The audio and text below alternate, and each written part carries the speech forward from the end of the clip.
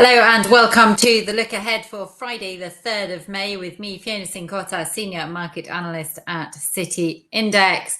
So tomorrow we will be watching UK Services Composite PMI. This is the second reading, so it doesn't tend to be as market moving as the preliminary reading. We've also got Eurozone unemployment, and the key focus will be on the US non-farm payrolls. So expectations are for US job creation of 243,000 in April. That's down slightly from 303,000. Still a strong number. Now, if we have a look about the lead indicators that we have, for example, ADP payrolls came in stronger than expected. In the ISM manufacturing, in the subcomponent for employment, we also saw a rise. Jobless claims were also stronger than expected. So we could see a slightly stronger than expected US non-farm payroll report. Unemployment for the US is expected to hold steady at 3.8%, and wages are set to grow. Average earnings are expected to rise 0.3% month on month. Now, let's have a look at what the US non-farm payroll report might mean for the US dollar. Let's not forget that this report comes hot on the heels of the Federal Reserve interest rate decision on Wednesday, so potentially might not be as market moving as some other US non-farm payroll reports, given that we've just had the Fed. Now, what we would expect to see, we can see looking at the US dollar here that it's trading caught in a consolidation pattern, capped on the upside by 106.50, capped on the lower side by 105.50. Now, if we get a stronger than expected US jobs report, then we could actually see the US dollar look to test the 106 level and then the 106.50 if it's an extremely strong number. If we get a rise above that 106.50, then that's going to create a higher high and open the door towards the 107 level. On the downside, if we do get weaker than forecast numbers, then that could fuel some US dollar weakness and push the US dollar index below that 105.50 level back towards the 105 level.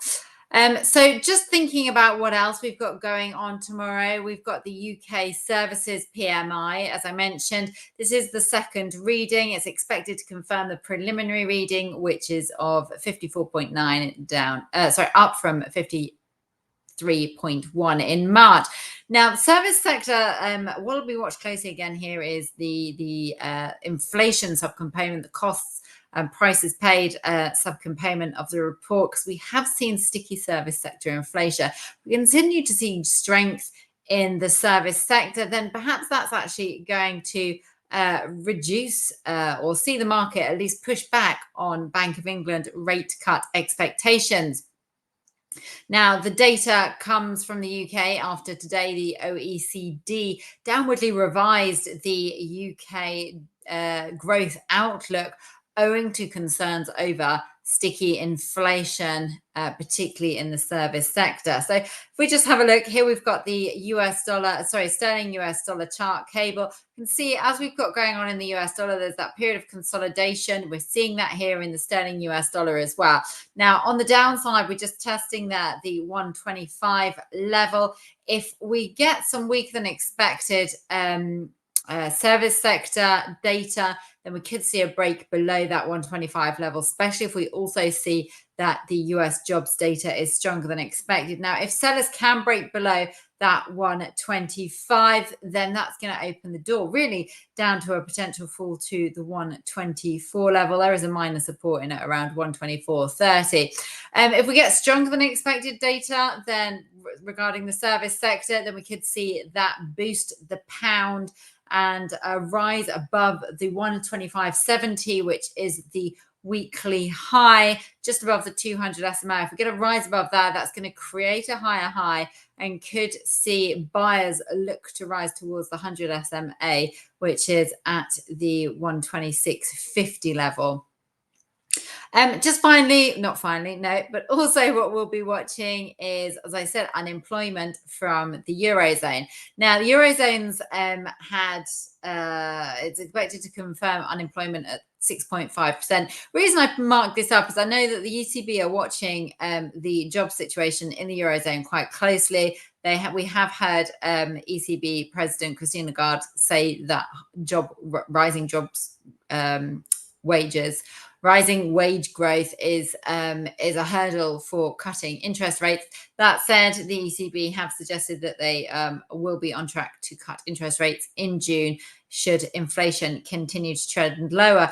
Obviously, the ECB cutting interest rates should be good news for the DAX, but we can see the DAX has really just been struggling slightly, and I think that's also tied actually to the fact that the Federal Reserve may not be cutting interest rates as soon as perhaps we hoped that they would be cutting interest rates, and that's just really put a bit of a dampener on global equities, really.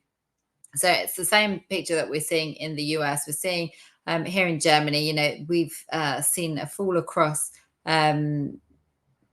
sort of the second half of April.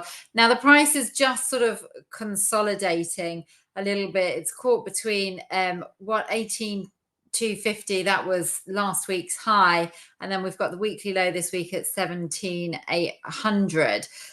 So if we're going to get I think also worth bearing in mind actually that Apple's results overnight are going to have an impact on sentiments. They haven't been released at the time of doing this, but if we do get sort of more an upbeat risk sentiment and potentially slightly weaker jobs numbers from the Eurozone, then maybe we could see the DAX push higher towards the 18,500 level, towards the 18,250 level, which is the weekly high. Break above there could really potentially bring that all-time high back into focus.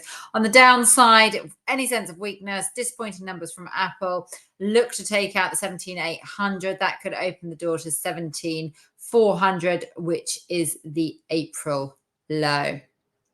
Just finally, we're just going to take a quick look at oil. There's the Baker Hughes rig count tomorrow, but it's just a really interesting chart. We've seen oil sort of attempting to break out here of the rising channel that it had been in since the end of last year.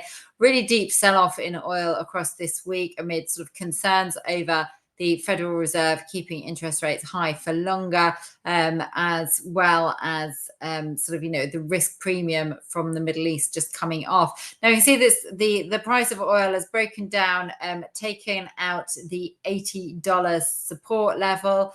It's now turned into its resistance as it's come out of that rising channel. The fact that it's broken out of the rising channel combined with that RSI below 50 suggests maybe we could see some more downside, but we would need to be able to take out that the low there at 78. That's more or less where it's trading at the moment, which is the 100 SMA. If we can get a break below that, then that really brings 75.80, which is the mid-February low, into focus. Any recovery is going to need to retake the $80 a barrel mark. And once we get above $80 the mark, then 83.10 would be the next level to look for on the upside ahead of 85. I hope you like what you've seen, and if you have, then please do give this video a like, and if you'd like to receive more videos like this, then please do subscribe.